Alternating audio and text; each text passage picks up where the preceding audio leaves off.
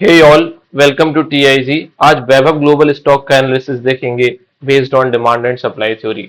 तो बात करें अगर वैभव ग्लोबल स्टॉक की, तो टॉप से अगर हम देखने जाएं तो स्टॉक बहुत ज्यादा डाउन है। Almost more than 70% approx down है stock. Let's see, 77% around down है। तो जो वैभव ग्लोबल में अगर एक टॉप बना, वहां से फॉल आना शुरू हुआ, तो जनरली क्या होता है कि जब स्टॉक स्ट्रांग होता है या फंडामेंटल स्ट्रांग होते हैं या फिर टेक्निकली स्ट्रांग होता है स्टॉक, तो वहां से क्या होता है कि एक करेक्शन के बाद रिवर्सल आ जाता है। बट वैभव ग्लोबल में ऐसा क्या था कि कोई रिवर्सल आ नहीं पाया? देखो, फंडामेंटली तो हम नहीं समझते, हम डिमांड जोन्स और सप्लाई जोन्स की मदद से समझने की कोशिश करेंगे कि क्या रीजंस रहे कि स्टॉक जब गिरना शुरू हुआ तो कभी रिवाइव ही नहीं कर पाया, और अभी क्या पॉसिबिलिटी है स्टॉक में, क्या कुछ पैटर्न ऐसा फॉर्म हो रहा है based on demands and supply concept, जहां से रिवर्सल हम एक्सपेक्ट कर सकते हैं या नहीं कर सकते हैं। तो जो ये एनालिसिस है वो डिमांड जोन्स और सप्लाई जोन्स के बेसिस पर होने वाला है।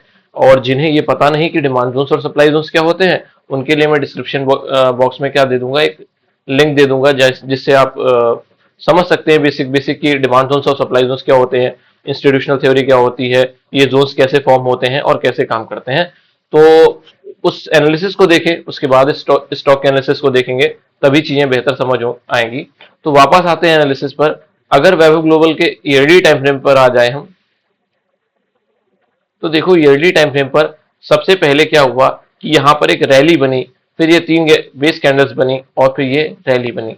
अब देखो, डिमांड जोन्स के अकॉर्डिंग देखने जाओ तो ये प्रॉपर डिमांड जोन नहीं है। बेस कैंडल्स की बॉडी और बेस कैंडल्स की विक को लेकर हम इस एरिया को मार्क कर देते हैं, तो एक डिमांड जोन की रेंज निकल कर आती है। और डिमांड जोन्स में जब प्राइस रिवर्स करके आता है, तो फिर वहां से पॉसिबिलिटी ऐसी होती है कि एक रिवर्सल देखने को मिलता है। सिमिलरली यहां पर हुआ कि प्राइस ने जब रैली 1 2 3 बेस कैंडल बनाई और उसके बाद रैली बनाई, तो एक डिमांड जोन्स का स्ट्रक्चर बना दिया। और डिमांड जोन के स्ट्रक्चर में प्राइस ने क्या किया, रिवर्स करके आया, और वहां से हमें एक बहुत स्ट्रॉन्ग रैली देखने को मिली। तो ये demand zone proper demand zone नहीं था, लेकिन स्ट्रक्चर था। बट ईयरली टाइम फ्रेम, बड़े टाइम फ्रेम पर स्ट्रक्चर्स भी बहुत अच्छे से काम करते हैं।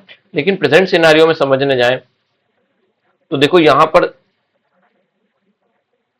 इन दो लाइंस को अगर मैं मार्क कर देता से इस बेस के एरिया को मार्क कर देता हूं, तो ये डिमांड जोन का एरिया निकल कर आता है। वो एरिया कौन सा है? रैली 2 बेस कैंडल और रैली का डिमांड जोन। तो ये रैली बेस रैली का डिमांड जोन हो गया, ठीक है। अभी क्या है, प्राइस इसके आसपास ही ट्रेड कर रहा है, ठीक है। मतलब 199 के आसपास आ गया था। तो थोड़ा लोअर टाइम फ्रेम पर जाकर समझते हैं चीजें कैसी हैं। ईयरली टाइम फ्रेम पर अगर बात करें सप्लाई जोन की, तो अभी सप्लाई जोन का तो कुछ स्ट्रक्चर नहीं है। ऑल्दो ये सेलिंग बहुत स्ट्रांग है जो ऊपर से आई है, लेकिन जब तक हम लोअर टाइम फ्रेम पर नहीं समझते चीजों को, तब तक हम कोई डिसीजन नहीं ले सकते कि प्राइस में जो सेलिंग आई है, क्या वो सप्लाई जोन्स के वजह से आई है या एक रैंडम सेलिंग है, या ऊपर सप्लाई जोन्स फॉर्म हुए हैं या नहीं फॉर्म हुए हैं। तो देखो, हाफ ईयरली टाइम फ्रेम पर आते हैं। हाफ ईयरली टाइम फ्रेम पर भी अगर आप देखने जाओगे, तो नीचे की तरफ एक ड्रॉप बेस रैली का डिमांड जोन देखने को मिल जाता है, ये वाला एरिया। और फिर rally 4 base candle and again एक रैली का एरिया देखने को मिल जाता है। ऊपर की तरफ अगर बात करें सप्लाई जोन की, तो यहां पर एक रैली ड्रॉप का स्ट्रॉन्ग सप्लाई जोन दिखाई देता है। ईयरली टाइम फ्रेम पर हमें सप्लाई जोन नहीं दिख रहा था, लेकिन जो ये एरिया है वो सप्लाई जोन है और हायर टाइम फ्रेम का सप्लाई जोन है। That is on half yearly time frame, rally and drop supply zone. Okay, क्योंकि ये जो रैली के बाद ड्रॉप आया, उस रैली को खत्म कर दिया इस सेलर ने, जो यहां से सेलिंग इनिशिएट करके लाया था। उसने इस जो बाइंग कैंडल थी उसके नीचे क्लोज कर दिया, तो एक सप्लाई जोन फॉर्म हो गया।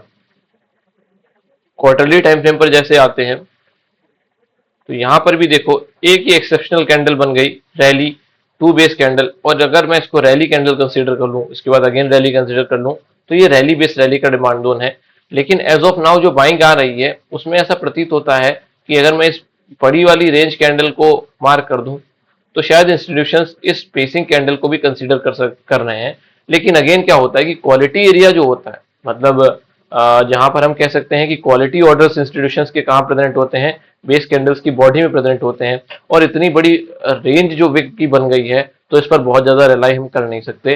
लेकिन रिवर्सल के रीजन क्या है, जो अभी स्लाइट रिकवरी जैसी आ रही, वो रिवर्सल तो नहीं कहेंगे इसको, थोड़ा लोअर टाइम फ्रेम पर आते हैं और समझते हैं। देखो ये वाला एरिया जो है, अगर मैं इसको ऐसे मार्क कर लेता हूं, तो ये क्वार्टरली की एक रेंज है, ठीक है। और इस क्वार्टरली का जो डिमांड जोन है, इसको किसका सपोर्ट है, इसको ईयरली का सपोर्ट है। तो डिमांड जोन तो स्ट्रांग है, ठीक है, डिमांड जोन में कोई प्रॉब्लम नहीं है। ऊपर जो हाफ एडी का सप्लाई जोन ये वाला मार्क किया था आपने, जो हाफ एडी के टाइम फ्रेम पर मार्क किया था, वहां पर अभी हाफ एडी पर कुछ भी ऐसा देखने को मिल नहीं रहा है क्वालिटी का। लेकिन अगर मैं इस एरिया को मार्क कर दूं, तो ये हाफ एडी का ही सप्लाई जोन, ये ड्रॉप कैंडल, ये टू बेस कैंडल और ड्रॉप कैंडल। और देखो इसी हाफ एलडी के एरिया में अभी क्या है, प्राइस रेजिस्टेंस फेस कर रहा है या रिजेक्शन फेस कर रहा है यहां से, ठीक है। मंथली टाइम फ्रेम पर जब आते हैं, तो मंथली टाइम फ्रेम पर आने से जो ये वाला क्वार्टरली का सप्लाई जोन था, सॉरी ये वाला जो सप्लाई जोन था, देखो ये क्वार्टरली का सप्लाई जोन था, ये वाला एरिया हाफ एडी का सप्लाई जोन है। लेकिन उसके अंदर अभी हमें क्वार्टरली पर कुछ भी ऐसा नहीं मिला जो हमें स्ट्रेंथ मतलब दिखे। देखो जब सप्लाई जोन्स का हम एनालिसिस करते हैं, तो मल्टी टाइम फ्रेम एनालिसिस बहुत इंपॉर्टेंट रोल प्ले करता है, क्योंकि मल्टीपल टाइम फ्रेम पर जब तक जोन्स फॉर्म नहीं होंगे, तब तक ऐसा हम मतलब कॉन्विक्शन नहीं आती कि यहाँ पर जो है इंस्टीट्यूशंस की प्रेजेंस है। हो सकता है वो एक रैंडम सेलिंग के थ्रू बन गया हो। मंथली टाइम फ्रेम पर जब स्विच करते हैं, तो देखो मंथली पर तो ये बहुत क्वालिटी का सप्लाई जोन ऊपर की तरफ दिखाई देता है। ये वाला जो एरिया है वो मंथली का सप्लाई जोन है, और इसको यहां पर मार्क कर देते हैं, monthly supply zone, half early support. मतलब हाफ एयरली के इंस्टीट्यूशंस का सपोर्ट है, जो सेलर है हाफ एयरली का है, और वहां पर क्या एक फॉर्म हुआ है, मंथली का सप्लाई जोन फॉर्म हुआ है, ओवरलैपिंग सप्लाई जोन, जिसमें बहुत क्वालिटी है, क्योंकि रैली ड्रॉप का एक स्ट्रॉन्ग सप्लाई जोन, एक important green candle, recovery green candle बनी, और जिसने एक रैली फोर बेस कैंडल और रैली का डिमांड जोन बनाया। उसके बाद भी यहां से एक सेलिंग आई और इसने इस डिमांड जोन को बीट कर दिया और रैली ड्रॉप का सप्लाई जोन फॉर्म कर दिया। मतलब एक क्वालिटी का सप्लाई जोन है। अगेन अगर आप देखने जाओ, तो यहां पर भी एक सप्लाई जोन है, और सिमिलरली इस सप्लाई जोन में भी यही चीज एप्लीकेबल है, कि मंथली का सप्लाई जोन है जिसको हाफ एयरली की रेंज का सपोर्ट है, ठीक है। अब देखो जब ये वाला क्वार्टरली का सप्लाई जोन हम एनालाइज करने जाते हैं, तो यहां पर डिस्ट्रीब्यूशन के अलावा कुछ भी नहीं दिखाई देता। डिस्ट्रीब्यूशन मैं क्यों कह रहा हूं, क्योंकि देखो यहां पर क्या है, 1 2 3 4 5 6 बेस कैंडल है। अब जब यहां पर डिस्ट्रीब्यूशन है, तो ये डिस्ट्रीब्यूशन क्या दिखाता है, वीक सेलिंग को दिखाता है। मतलब जब यहां से रिकवरी आना शुरू होगी, तो पॉसिबिलिटी ऐसी होगी कि ये सप्लाई जोन बहुत ज्यादा होल्ड कर नहीं पाएगा। इंटरनल क्योंकि सप्लाई जोन या तो टेस्ट हो जाते हैं, या फिर क्या होते हैं कि सेलिंग जो है वो वीक बनती है, जो किसी जोन्स को फॉर्म करते हुए नहीं आती, एक रैंडम सेलिंग होती है, जहां पर बड़े प्लेयर्स का बहुत ज्यादा इन्वॉल्वमेंट नहीं रहता, इसलिए शायद ऐसा होता है। अब अगर इसको हम समझने जाएं, तो जो डिस्ट्रीब्यूशन को समझने जाएंगे, तो जितना एक मतलब रैली हुई थी इस वैभव ग्लोबल स्टॉक में, वो रैली डंप होने के पीछे आपको रीजन समझ में आ जाएगा। थोड़ा सा पेशेंस रखकर अगर आप समझेंगे चीजों को, तो बहुत अच्छी चीजें सीखने को मिलेंगी इंस्टीट्यूशनल थ्योरी की। जो ये बड़े प्लेयर्स होते हैं वो कैसे बाइंग या सेलिंग इनिशिएट करते हैं, वो चीजें आपको देखने को मिलेंगी, और उनके कोर कॉन्सेप्ट समझ में आएंगे कि चीजें कैसे होती हैं। तो देखो अगर मैं सिर्फ इस कैंडल को एक एक्सेप्शनल कैंडल कंसीडर कर लेता हूं, तो ये जो चार 1 2 3 4 5 बेस कैंडल है, ये वाला एरिया और ये वाला एरिया पूरा डिस्ट्रीब्यूशन का एरिया नजर आता है, ठीक है। ये जो पूरा एरिया है वो डिस्ट्रीब्यूशन का एरिया नजर आता है। इसलिए क्या है कि जब प्राइस यहां से फॉल करना शुरू करता है, तो कुछ भी बीच में उतना अच्छा होल्ड नहीं कर पाता, और ये मंथली टाइम फ्रेम पर है, ठीक है। देखो यहां पर समझने जाओ, तो ये वाली कैंडल को मैं एक्सेप्शनल कैंडल कंसीडर कर रहा हूं, क्योंकि ये जो पूरा राइज हुआ है, वो पूरे राइज में क्या है, डिस्ट्रीब्यूशन बेस कैंडल्स बनाते हुए प्राइस ऊपर गया है। और जब भी प्राइस बेस कैंडल्स को बनाते हुए ऊपर जाएगा, तो जब फॉल आएगा तो रोकने के लिए कोई नहीं होगा। तो देखो जो ये जो पहला डिस्ट्रीब्यूशन फेज था, वो देखो ब्रूचली खत्म हो गया, 1 और 2 कैंडल में खत्म हो गया, ठीक है। और लास्ट कैंडल से जैसा कि होता है कि बाइंग इनिशिएट हो जाती है, वही सेम चीज इसमें हुई। ठीक है, आप समझने जाओ तो यहां से एक रिकवरी आई थी। देखो प्राइस में क्या हुआ था, एक ग्रीन कैंडल यहां फॉर्म हुई थी। तो थोड़ा हम लोअर टाइम फ्रेम पर आएंगे और समझेंगे चीजों को कि यहां से एक रिकवरी क्यों आई, और आने वाला जो सेकंड फेज ऑफ डिस्ट्रीब्यूशन है उसके साथ क्या हो सकता है। ठीक है, देखो अगर यहां से एक इम्बैलेंस कंसीडर करें तो एक डिमांड जोन की कंसीडर कंडीशन बनती है, लेकिन अगेन वो डिमांड जोन इतना स्ट्रांग नहीं होता। यहां पर देखो रैली बेस रैली की एक कंडीशन बनती है। एक चीज मैं आपको यहां पर समझा दूं कि डिस्ट्रीब्यूशन जो है वो आप हाइयर टाइम फ्रेम पर देख तो सकते हैं, लेकिन उसकी पुष्टि करने के लिए, उसकी एश्योरेंस करने के लिए आपको थोड़ा लोअर टाइम फ्रेम पर भी चीजें समझनी होती हैं। तभी आप ये डिसाइड कर सकते हो कि ये डिस्ट्रीब्यूशन जो दिख रहा है हाइयर टाइम फ्रेम पर वो एक्चुअल डिस्ट्रीब्यूशन है कि नहीं। अगर डिस्ट्रीब्यूशन होगा तो लोअर टाइम फ्रेम पर एग्जीक्यूशन के लिए बहुत ज्यादा कुछ बचता नहीं है। तो देखो जैसे हम वीकली टाइम फ्रेम पर आते हैं, अब जो मैं ये बोल रहा था कि ये डिस्ट्रीब्यूशन का एरिया है, तो देखो आप ये कैंडल रैली बनी, उसके बाद देखो base base base base base, सब कुछ बेस है। ठीक है, अगेन एक एक्सेप्शनल कैंडल बन जाती है, फिर सब कुछ बेस है, और उसके बाद फिर से रैली हो जाती है। तो जो हमने ये वाली जो एरिया मार्क किया है वो बेस कैंडल और उसके बाद इम्बैलेंस था उसके कारण मार्क किया है।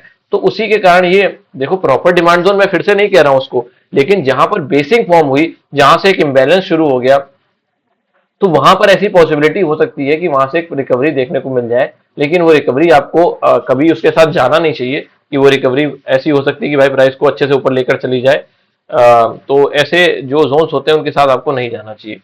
तो देखो डेली टाइम फ्रेम पर जब हम आ जाते हैं, तो डेली टाइम फ्रेम पर जो ये मंथली का एरिया हमने मार्क किया था, समझने जाओ फिर से, ये जो मंथली का हमने डिस्ट्रीब्यूशन देखा था, अभी इधर वाली जो स्टोरी है वो समझेंगे, सब कुछ समझेंगे उसके बारे में भी। देखो ये वाला जो एरिया है, यहां पर ये बेस कैंडल्स जो हैं उनको हमने डिस्ट्रीब्यूशन कंसीडर कर लिया, लेकिन जो ये लास्ट इम्बैलेंस हुआ उसके पहले एक जो बेस बनी, वहां से ये रिकवरी देखने को मिल गई। उसके पीछे हम थोड़ा रीजन समझ रहे हैं। जैसा कि मैंने बोला कि हाइयर टाइम फ्रेम पर डिस्ट्रीब्यूशन है, लेकिन क्या लोअर टाइम फ्रेम पर भी डिस्ट्रीब्यूशन है? तो देखो जैसे वीकली पर शिफ्ट करते हैं तो फिर वीकली पर भी हमें डिस्ट्रीब्यूशन देखने को मिल जाता है, base candles base candles base candles.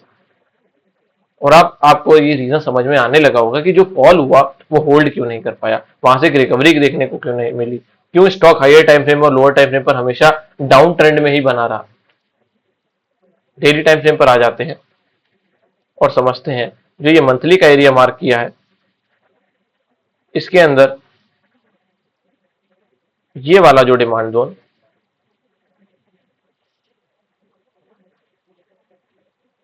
कौन सा डिमांड जोन है ये? रैली कैंडल, बेस कैंडल और रैली कैंडल का डिमांड जोन। और ये demand zone fresh demand zone है। फ्रेश डिमांड जोन से मतलब क्या है कि जब प्राइस में यहां से डिमांड जोन फॉर्म हुआ, उसके बाद प्राइस रिटर्न करके जब आया तो इस डिमांड को टच नहीं किया और उससे पहले ही यहां से निकल गया। तो मतलब ये डिमांड जोन आने वाले टाइम में चल सकता है। अगर आप देखने जाओ तो देखो ये जो दो लाइंस है इसी डिमांड जोन की हैं, और प्राइस जब इस डिमांड जोन में एंटर किया तो यहीं से हमें एक स्ट्रॉन्ग रिकवरी देखने को मिल गई। तो जो एक रिकवरी आई, ठीक है, अब देखने को तो स्ट्रॉन्ग रिकवरी है, लेकिन वही बात है कि हायर टाइम फ्रेम का डिमांड तो उतना स्ट्रॉन्ग नहीं है। लेकिन आप परसेंटेज वाली रिकवरी देखने जाओगे तो आपको लगेगा यार स्टॉक तो 30% ऊपर चला गया। फिर भी हम स्ट्रॉन्ग डिमांड जोन कंसीडर नहीं कर रहे। देखो जब हम स्ट्रॉन्ग डिमांड जोन कंसीडर करते हैं तो पूरे ओवरऑल कॉन्टेक्स्ट में कंसीडर करते हैं कि स्टॉक में जो फॉर्मेशन है वो बेस्ट डिमांड जोन की है कि नहीं। तो फॉर्मेशन जो ये थी वो डिमांड जोन की तो हो सकती थी, लेकिन बेस्ट डिमांड जोन की नहीं थी, क्योंकि डिस्ट्रीब्यूशन के साथ प्राइस ऊपर आ रहा था और फिर एक रिकवरी हमें देखने को मिली, फिर एक इम्बैलेंस देखने को मिला बेस कैंडल के बाद, तो प्रॉपर स्ट्रक्चर नहीं होता डिमांड जोन का। तो ये रीजन समझ में आ गया यहां तक कि प्राइस जो यहां तक फॉल किया उसके पीछे क्या है कि कोई हायर टाइम फ्रेम का डिमांड जोन ही नहीं था, तो होल्ड कौन करेगा? आप समझो मंथली से कोई डिमांड जोन ही फॉर्म नहीं हुआ। मंथली पर डिस्ट्रीब्यूशन देखने को मिल रहा है, वीकली पर भी डिस्ट्रीब्यूशन है, डेली टाइम फ्रेम पर भी उतना स्ट्रॉन्ग नहीं है। जो स्ट्रॉन्ग एरिया था वहां से एक रिकवरी आ गई, उसके बाद वहां से सेलिंग इनिशिएट हो गई। ठीक है, अब समझने जाते हैं। तो देखो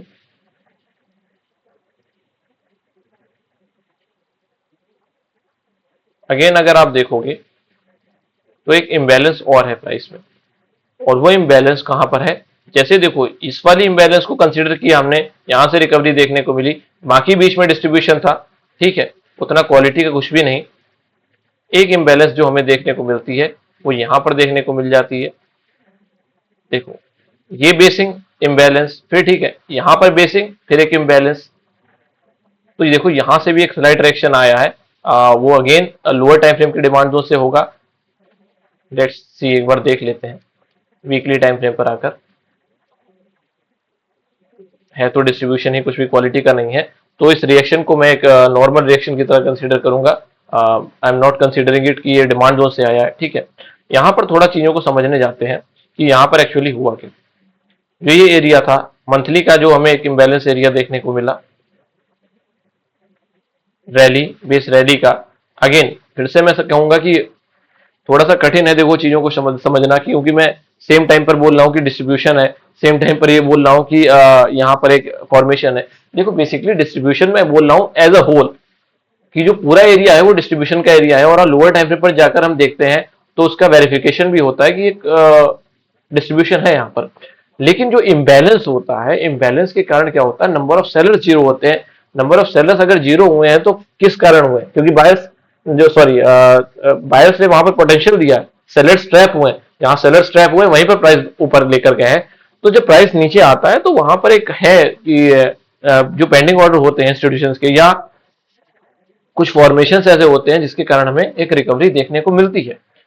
तो वही चीज यहां पर हुई है। लेकिन आप समझो कि इंस्टीट्यूशंस ने कैसे यहाँ पर ट्रैपिंग की है, तो वो चीज आपको समझ में आएगी। ये एरिया डिमांड जोन का एरिया हो गया। अगर हम देखने जाएं तो यहां पर एक स्ट्रॉन्ग सपोर्ट बिल्ड हो रहा था, इसको मैं एक रेंज कंसीडर करता हूं।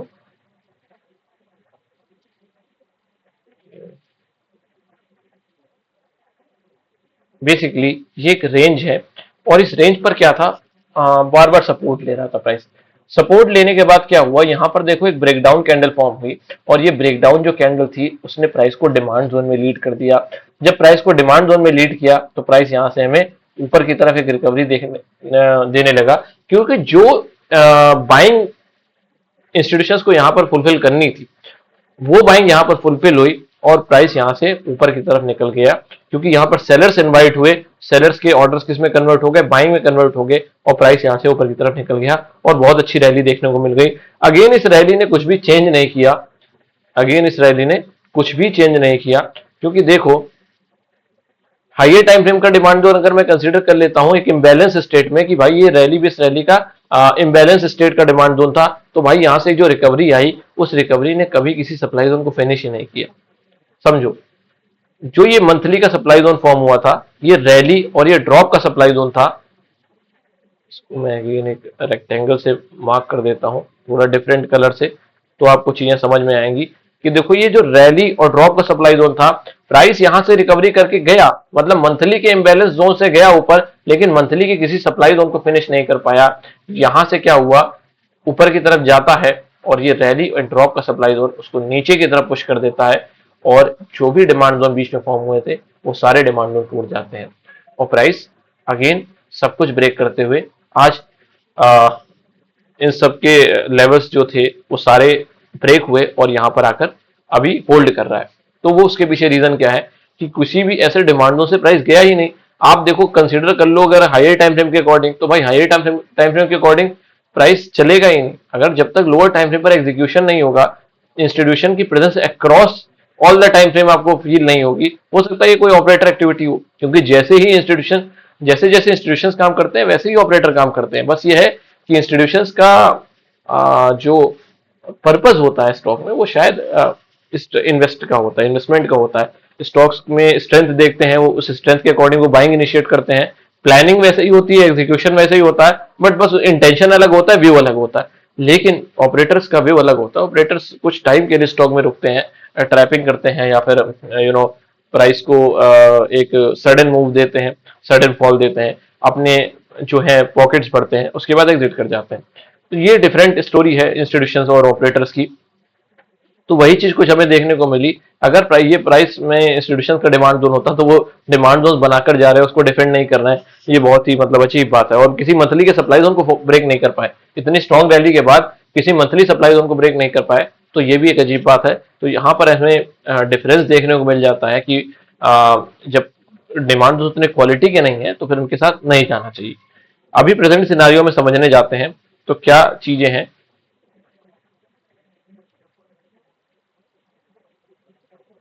देखो, अभी ये तो देखने को हमने मिल गया कि जो क्वार्टरली टाइम फ्रेम है, इसको ईआरडी का सपोर्ट है, वो तो स्ट्रॉन्ग डिमांड जोन है, उसमें कोई मुझे डाउट नहीं है कि ये स्ट्रॉन्ग डिमांड जोन नहीं है, बहुत स्ट्रॉन्ग डिमांड जोन है। आ, लेकिन बात ऐसी है कि अगर प्राइस यहां तक आ जाता तो फिर ऐसा कंसीडर कर सकते थे कि भाई प्राइस जो है स्ट्रॉन्ग डिमांड जोन से निकलना शुरू कर रहा है, तो फिर वहां पर एक अपॉर्चुनिटी हम देख सकते थे। लेकिन अभी प्राइस क्या है, एचआरएम मेथड के अकॉर्डिंग अगर हम इसे डिमांड जोन कंसीडर कर ले, जो कि अगेन थोड़ा सा रिस्की होगा, लेकिन पॉसिबिलिटी तो है कि भाई डिमांड जोन से प्राइस को ऊपर लेके जा रहा है। और ये जो सप्लाई जोन है वो थोड़ा पेशेंस टेस्ट कर रहा है स्टॉक का या रिटेलर्स का। यहाँ पर जो लोगों ने एंटर किया होगा उनके लिए एक हर्डल क्रिएट कर रहा है। लेकिन समझने जाओ तो हाई टाइम फ्रेम के अकॉर्डिंग सप्लाई जोन से ये प्राइस चल रहा है।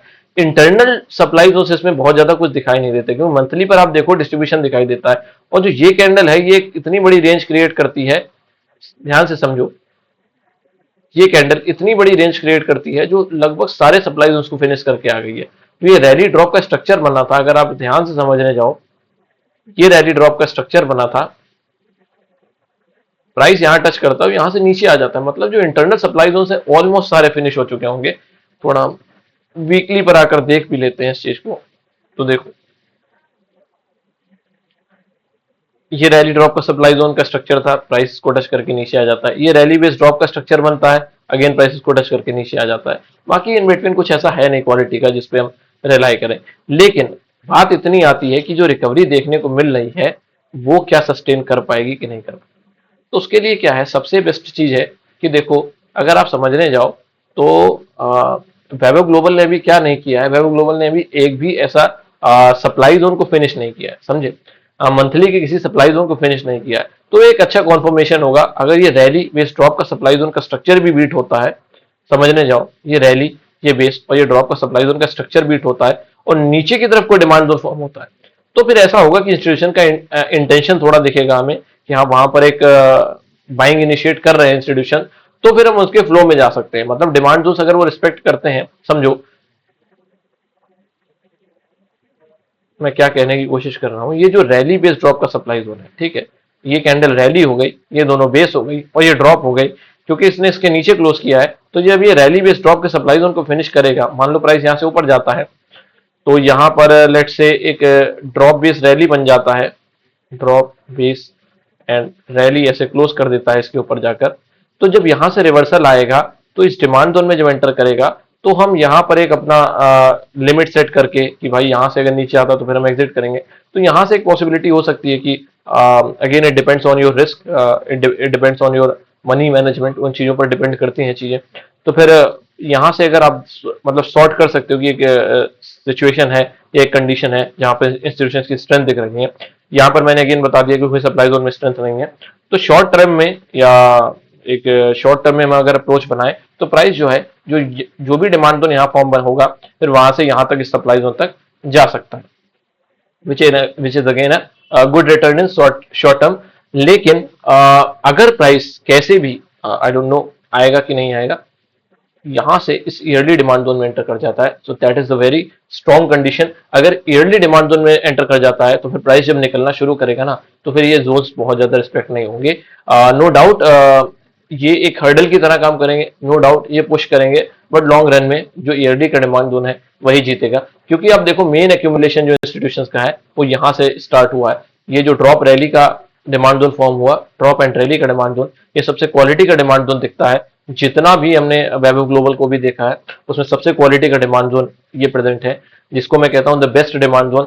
जैसे आइडिया के लिए मैंने बोला था कि idea is into the best demand zone, और आइडिया लगभग आई थिंक एक साल होने जा रहा है उस डिमांड जोन को ब्रेक नहीं किया है। वहां से टाइम तो लग रहा है, अप डाउन चल रहा है, और अभी तो शायद रिसेंट में अच्छे से निकल भी रहा है।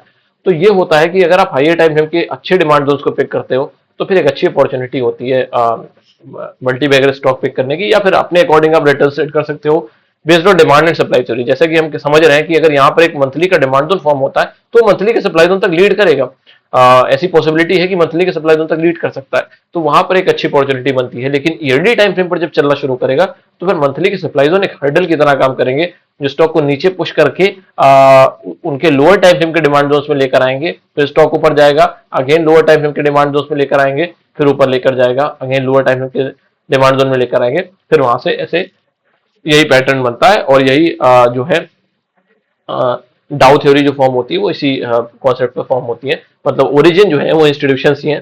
थ्योरी आप कोई भी कंसीडर कर लो, एलियट वेव कंसीडर कर लो, या जो भी फिबोनाची, जो भी कोई आप भी कोई भी नाम दे सकते हो उसको, लेकिन जो ओरिजिन है वो इंस्टीट्यूशन ही है।